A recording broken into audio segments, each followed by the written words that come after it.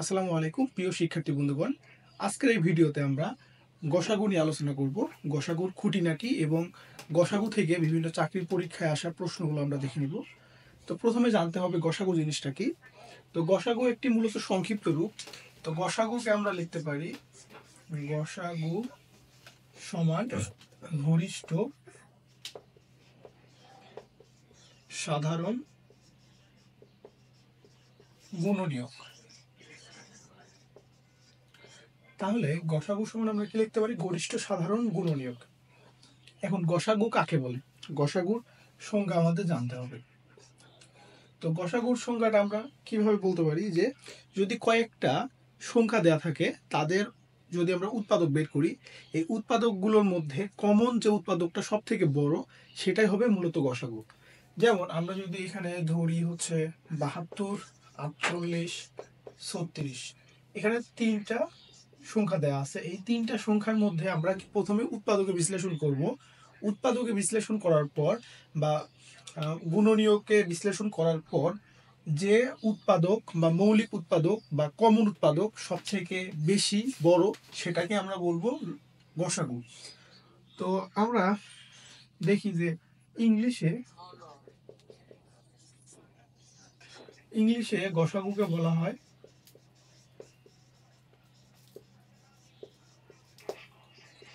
HCF। এখন HCF কি? HCF বলতে হাইয়েস্ট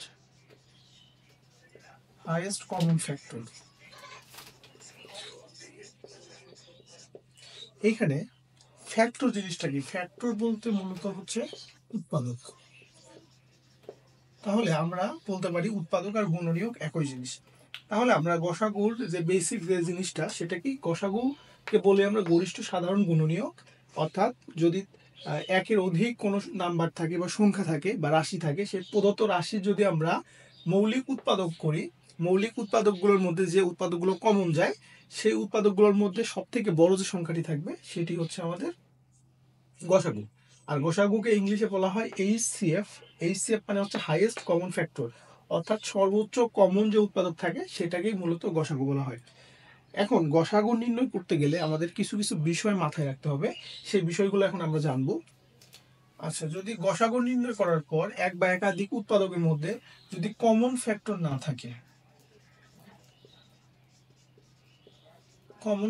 না থাকে তাহলে গসাগু 1 হবে। অর্থাৎ আমরা যখন দুইটা বা দুইয়ের অধিক সংখ্যা বা রাশির যখন আমরা কমন ফ্যাক্টর বের করব, দেখা যাচ্ছে যদি আমি ধরি এখানে আছে 15কে যদি আমি উৎপাদকে বিশ্লেষণ করি তাহলে কত পাবো? 1, 3, 5।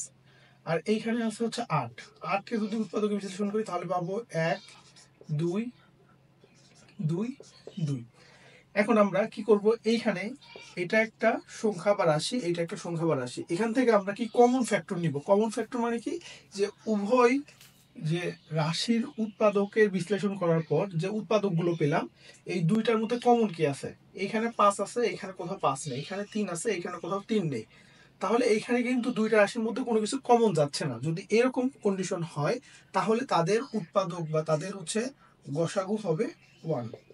তাহলে আমরা এখান থেকে জানতে পারলাম কি যে যদি কমন ফ্যাক্টর না থাকে, এরকম দুই বা ততোধিক রাশিকে উৎপাদকে বিশ্লেষণ করার পর যদি তাদের মধ্যে কমন ফ্যাক্টর বা সাধারণ কোনো ফ্যাক্টর বা সাধারণ কোনো গুণনীয়ক, এখানে যেহেতু আমরা সাধারণ গুণনীয়ক বলছি, সাধারণ কোনো গুণনীয়ক বা উৎপাদক না থাকে তাহলে সেই সকল অঙ্কের ক্ষেত্রে আমাদের গসাগু হবে 1।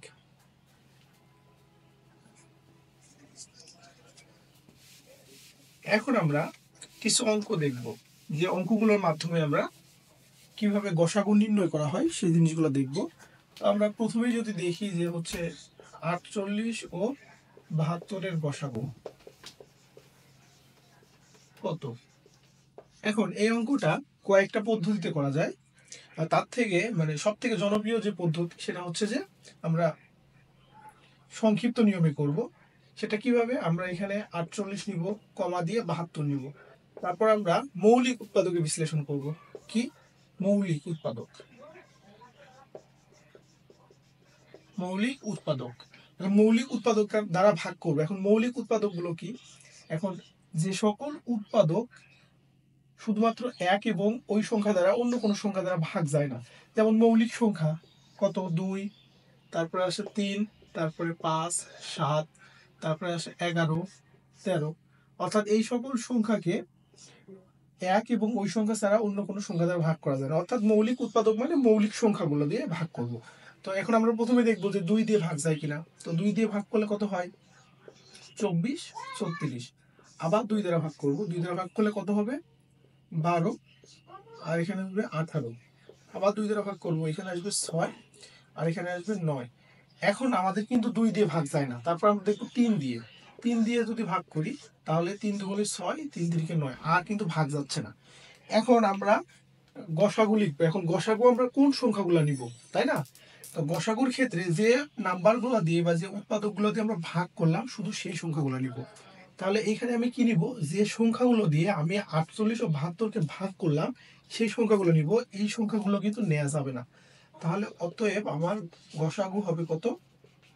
গসাগু সমান 2 গুণ 2 গুণ 2 গুণ 3। 3 দুগুণে 6, 6 দুগুণে 12, 12 দুগুণে 24। তাহলে আমার 48 ও 72-এর গসাগু কত হবে? 24। তো আমরা আর একটা বা দুইটা অঙ্ক দেখি।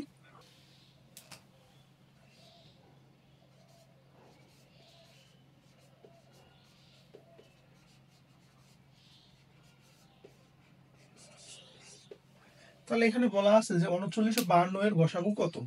তো পূর্বের মতো আমরা আগে সংখ্যা দুটি লিখে নেব, 39, 52। তারপরে এরকম একটা দাগ দেব। এখন যেহেতু 39, 52 একটা বিজোড় সংখ্যা একটা জোড় সংখ্যা আছে, 2 দ্বারা ভাগ যাবে না, এখন আমরা 3 দিয়ে করব। 3 দিয়ে ভাগ করলে কত হয়? 3 কে 3, 3 তিরিকে 9, 13। আর এখানে আমরা যদি করি 3 কে 3, তাহলে 22। তার মানে 3 দিয়ে যাচ্ছে না। তাহলে 3 দিয়ে না গেলে এখন আমাদের 3 কে 3, 2 22 যায় না। তো 3 দিয়ে না গেলে এখন আমরা দেখবো 3 এর পর কত আছে? 5, 5 দিয়ে যাবে না। 7 দিয়ে দেখবো, 7 দিয়ে যায় না। তারপরে 7 এর পর কত আছে আমাদের? 11, 11 দিয়ে যায় না। তারপর দেখবো 13 দিয়ে। 13 দিয়ে যায় কিনা আমরা কি এই 52-কে দেখবো যে হচ্ছে 3 13 39, 7 হ্যাঁ। তাহলে এখানে 3 দিয়ে যাবে না, কত দিয়ে যাবে? 13 দিয়ে। তো 13 দিয়ে যখন আমি ভাগ করব তখন 13 দিয়ে 39-কে ভাগ করলে কয়বার যায়? 3 বার। আর 13 দিয়ে 52 কতবার যায়? 4 বার। এখন লসাগুর ক্ষেত্রে গসাগুর ক্ষেত্রে নিয়ম কি? যে সংখ্যা দ্বারা আমরা ভাগ করতে পারবো সেই সংখ্যাটা নিতে হবে। সেক্ষেত্রে আমরা শুধু নিতে পারবো কত? 13। তাহলে আমার গসাগু কত হবে? গসাগু সমান কত হবে? 13। আমরা আরো কয়েকটা অঙ্ক দেখে নিই।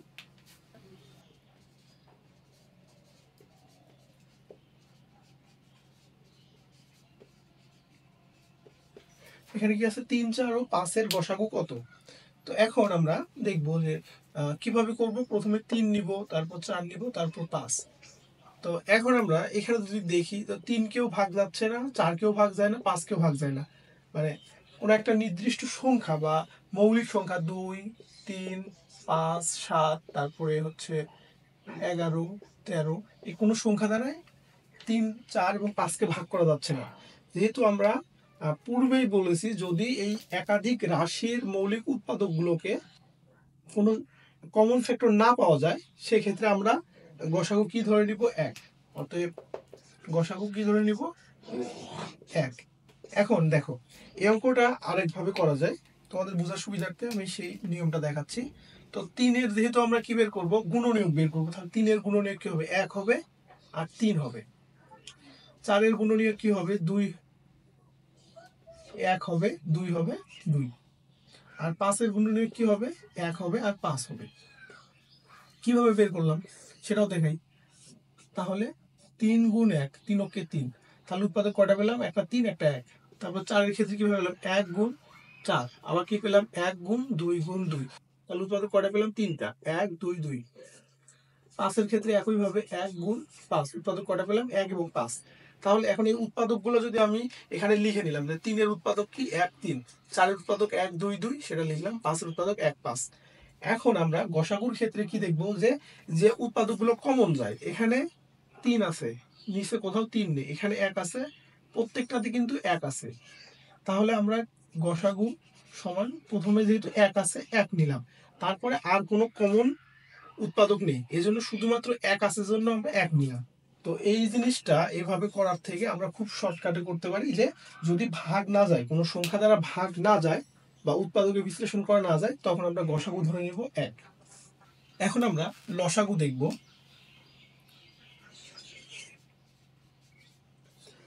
তো লসাগুকে বলা হয়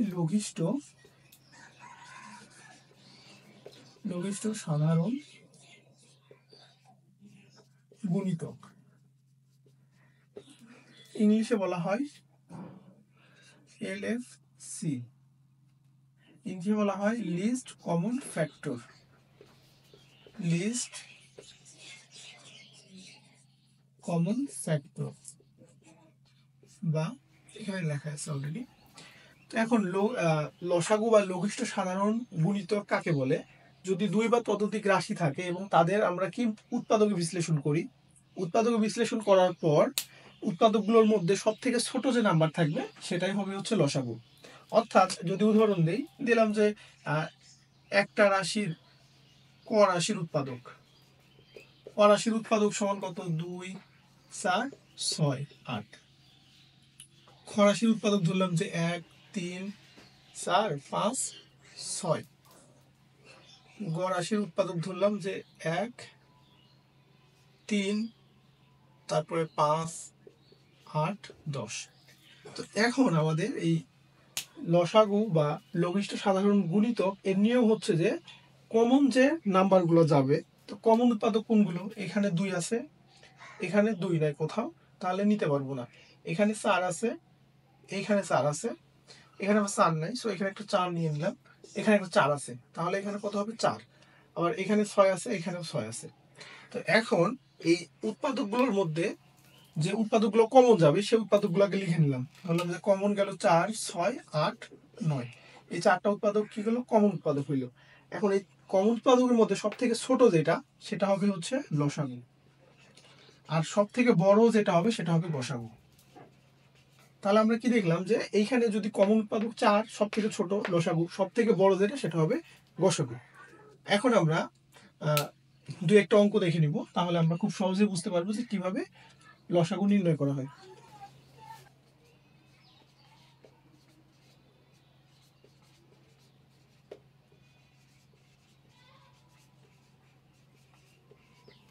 এখানে দেখো 15, 20, 25 লসাগু কত? তাহলে আমরা লসাগু নির্ণয় করার জন্য প্রথমে আমরা সংখ্যাগুলো লিখে নেব, 15, 20, 25।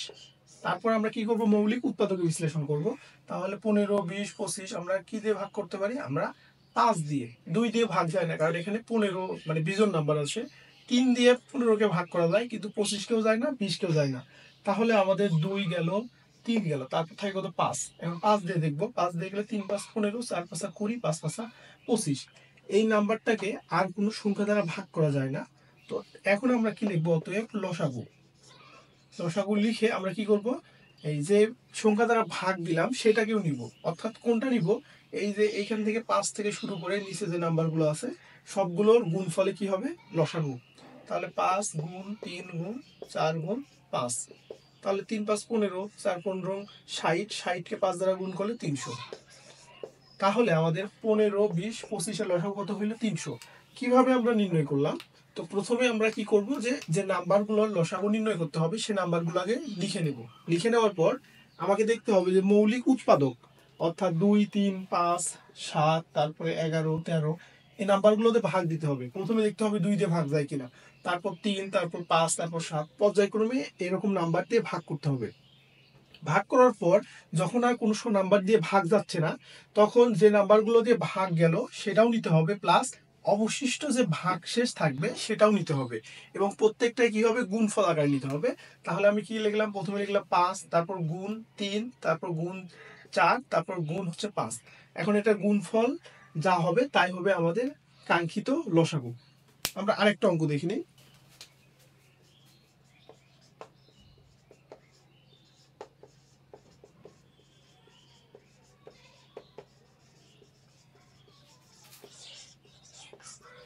এখানে বলা আছে যে 8, 12, 36, 72, 144 লসাগু কত? তাহলে পূর্বের মতো আমরা আগে এই রাশিগুলো লিখে নিব। 8, 12, 36, 72, 144। প্রথমে কি দিয়ে ভাগ করব? 2 দিয়ে। 2 দিয়ে ভাগ গেলে 2 দিয়ে করব, তাহলে 4, 6, তারপর এখানে আসবে হচ্ছে 18 দুগুণে 36, 36 দুগুণে 72, 72 দুগুণে 144। আবার কি দ্বারা ভাগ করবো? 2 দ্বারা, তাহলে 2, 3, এখানে আসবে 9, এখানে আসবে 18, এখানে 36। আবার 2 দ্বারা ভাগ করব, 2 দ্বারা হলে 1, 3, 9, 9, আর এখানে আসবে হচ্ছে 18। এখন আমরা 3 দ্বারা ভাগ করব, তাহলে 1, 1, 3, 3। কিভাবে করতে হয়? এই 3কে 3 দ্বারা ভাগ করলে 1 হয়, 3কে 9 দ্বারা ভাগ করলে 3 হয়, 3কে 9 দ্বারা ভাগ করলে 3, 3কে 18 দ্বারা ভাগ করলে হয় 6। আর আবার 3 নিব, 3 নিলে 1, 1, আর 3কে 3 দ্বারা ভাগ করলে হয় 1, 3কে 3 দ্বারা ভাগ করলে হয় 1, 3কে 6 দ্বারা ভাগ করলে হয় 2। তাহলে আর ভাগ ফল করা সম্ভব না বা ভাগ করা সম্ভব না। তাহলে অতএব আমি লিখব লসাগু। লসাগু সমান কি হবে? এখন যে সংখ্যাগুলো ভাগ দিলাম সেই সংখ্যাগুলো একটার পর একটা লিখবো গুণ আকারে। তাহলে 2 গুণ 2 গুণ 2, 3টা 2 লিখলাম, তারপর গুণ 3, এই 3 লিখলাম, গুণ এই 3 লিখলাম। আর এইখানে 1 লেখার প্রয়োজন নেই, কারণ 1 দ্বারা যদি আমি গুণ করি তাহলে ওই নাম্বারটাই থাকবে। আর এখানে 2 আছে, গুণ 2। এখন আমরা গুণ করব। 2 দুগুণে 4, 4 দুগুণে 8, 3 আসছে 24, 24 দুগুণে 48, তার সাথে কি 3 গুণ করব। 3 আসছে 24-এ 4, 3 4-এ 12, 14, 144। তাহলে এইখানে 8, 12, 36, 72, 144-এর লসাগু কত হবে? 144। এভাবে খুব ইজিলি আমরা যে কোনো এক বা একাধিক রাশির লসাগু নির্ণয় করতে পারবো।